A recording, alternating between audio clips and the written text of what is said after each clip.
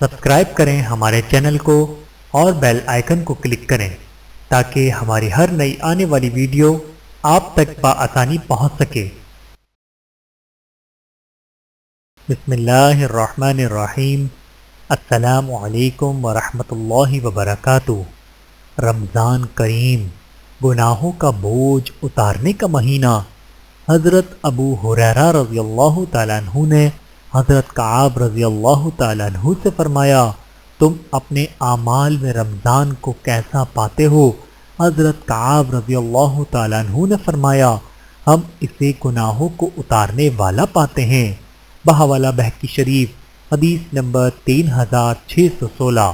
اللہ تعالی ہم سب کو احادیث مبارکہ پر عمل کرنے کی توفیق عطا فرمائے، آمین ثم آمین۔